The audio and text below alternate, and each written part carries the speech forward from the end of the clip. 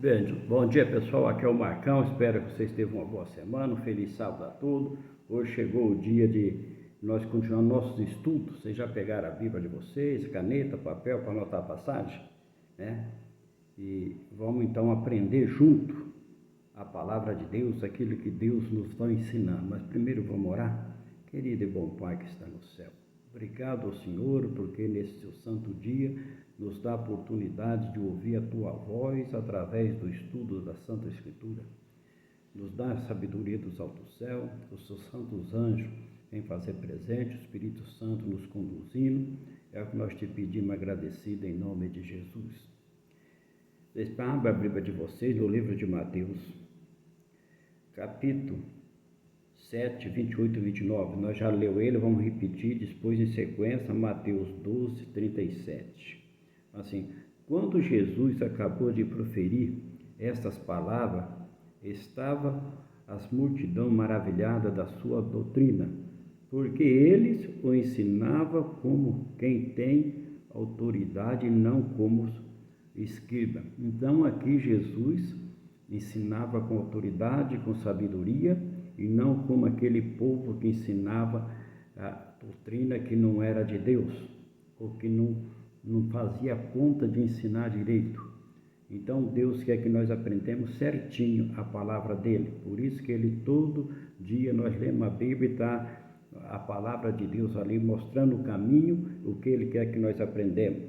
Agora ainda no livro de Marcos, capítulo 12, 37. Como recebia Jesus o povo comum, o povo simples, aquele povo, talvez que não tinha estudo, aquele povo simples. Como que Jesus recebia esse povo?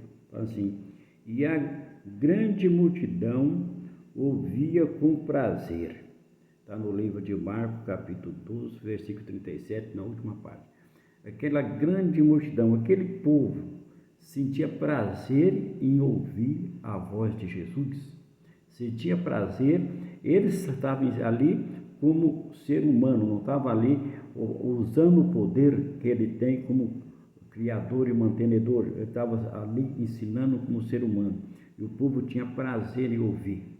Você sabe quando você está junto com a pessoa, que você sente prazer de ouvir a conversa da pessoa, o que aquela pessoa ensina, o que aquela pessoa fala, você fica feliz em ouvir. Aquele povo então estava feliz em ouvir a voz de Jesus.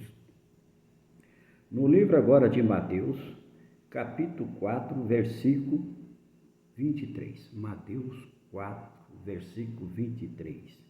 Que obra em seu ministério se achava intimamente ligada com a pregação? Que obra de Jesus estava ligada?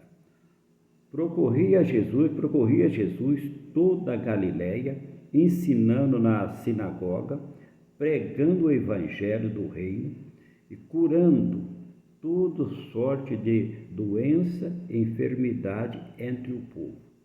Além de Jesus ensinar o evangelho, ele também curava todo tipo de enfermidade. Hoje a medicina tem vários doutores que Deus deu um dom para ele, cada um para uma coisa, ortopedista, tem o cardiologista e assim por diante, um clínico geral, e conforme você tem um problema, você procura a medicina, ele trata de você ou ele encaminha você para outro. Mas aqui Jesus fala que ele curava todo tipo de doença. Não precisava você sair caçando outro médico, todos os tipos. Ele era um médico completo, curava todos.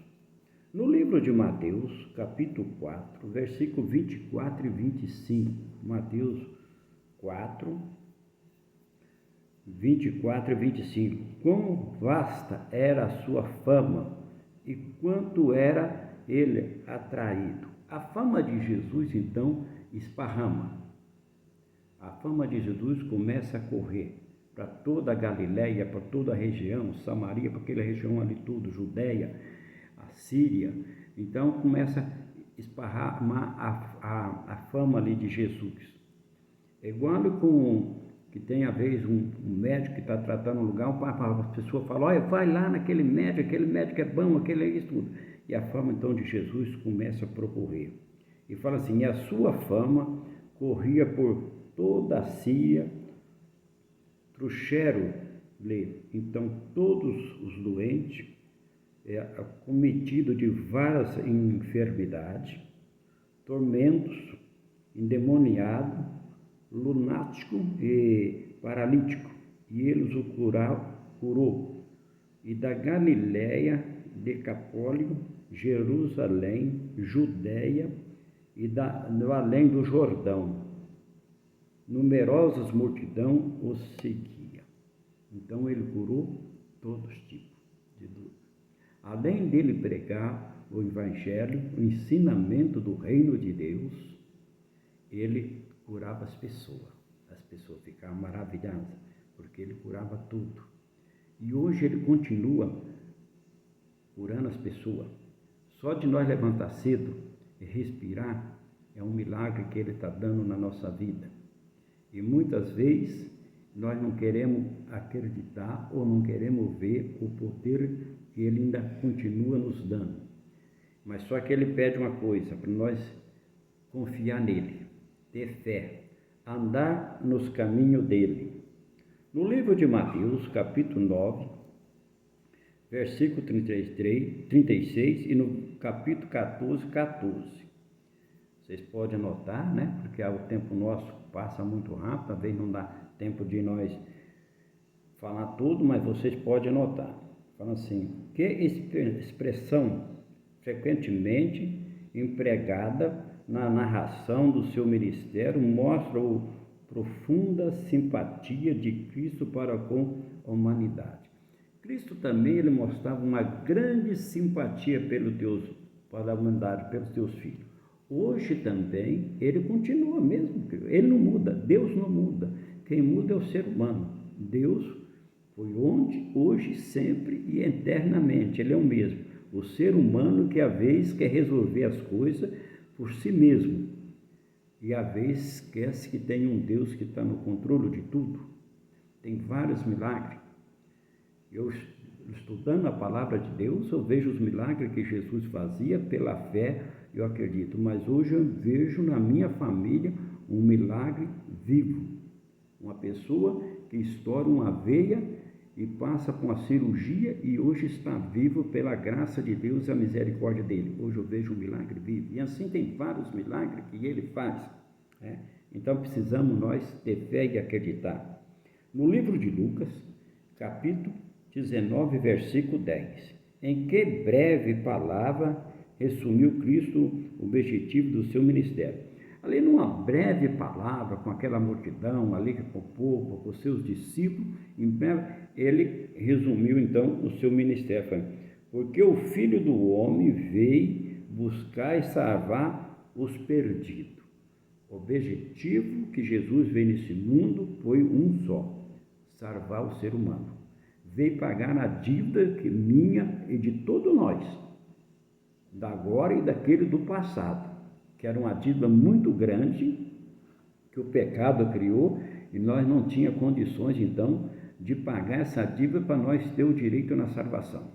Então ele veio com um único objetivo, porque o Filho do Homem veio buscar e salvar os perdidos.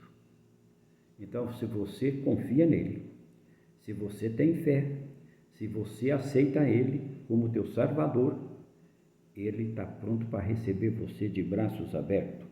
No livro de Lucas ainda, no capítulo 19, versículo 41, de que maneira sentia Jesus em penitência de Jerusalém? E Jesus tinha um carinho por Jerusalém. Em todo lugar que ele ia, ele tinha um carinho, mas Jerusalém, ali aquela cidade, ele tinha assim, fala assim, quando ia chegando, vendo a cidade, chorou. Olha, na Bíblia tem poucos lugares, se não for me engano, uns 2 ou 3 lugares, o máximo que fala que Jesus chorou. Jesus chorou por Jerusalém e chorou ali na morte de Lázaro. A Bíblia não dá muito relato. Eu acredito que ele ficou angustiado por todos, mas chorou por Jerusalém. Que ele chega a falar assim: Jerusalém, Jerusalém, se eu pudesse juntar vocês como uma galinha junta os seus pintinhos debaixo das suas asas. Ele fala: povo, como vocês precisam andar nos meus caminhos para mim poder abraçar todos vocês, né? Porque muitos ali, a Jerusalém, e ele tinha ali um carinho especial ali naquela cidade, e o povo estava desviando, o povo estava saindo do caminho de Deus. Em nenhum outro lugar Jesus parecia tanto reformador como em Jerusalém, a sede da religião judaica, religião que, tendo vindo do próprio Cristo, havia degenerado em mero formalismo e numa série de cerimônia má, mas começou o fim de seus ministérios, a que foi ensinado por uma purificação do templo. O povo então ali tinha, exagerando assim, tinha saído fora dos caminhos do Criador. O povo estava esquecendo o caminho, ali o ensinamento dele. Então foi por isso que Jesus no templo, ele olhar no templo ali em Jerusalém, quantas vezes ele entrou naquele templo, quantas vezes ele ensinou aquele povo, quantas vezes ele fez milagre ali, tanto em Jerusalém como na região ali, ele curando aquele povo e pregando o Evangelho. E hoje, ele continua pedindo para nós: filhos, eu sou o mesmo, eu quero que vocês ouvem as minhas pregações, eu deixei escrito no livro sagrado, eu deixei os caminhos de ensinamento para vocês. Como eu gostaria de abraçar vocês. No livro de João, capítulo 17, ali a oração sacerdotal, ele conversando com o pai dele, fala: pai, como eu gostaria que eles estivessem comigo como eu estou com o Senhor. Olha Jesus falando: pai, eu gostaria que esses meus filhos andassem no meu caminho, me aceitassem o meu sacrifício para estar junto comigo igual eu estou junto com o Senhor, pai. Como Jesus gostaria. Depende de cada um de nós, de cada um de vocês que está estudando, de cada um de vocês ter esse prazer de ouvir a voz de Deus e querer um dia estar com ele na cana celestial. 3.000 anos atrás ele fez uma oração para você e para mim, não foi só para aquele povo, que ele fala assim: pai, orei não só por aqueles um que estava ali, mas para todos aqueles que crê na minha palavra. Você crê na palavra de Deus? Eu disse que sim, senão vocês não estavam estudando a palavra de Deus para nós aprender junto. Jesus já fez uma oração. Que Deus nos dá sabedoria, que Deus nos ensine o caminho dele, o Espírito Santo nos conduz. Vocês aceitam? Então, um abraço a todos vocês, que Deus proteja cada um de nós e fica com Deus.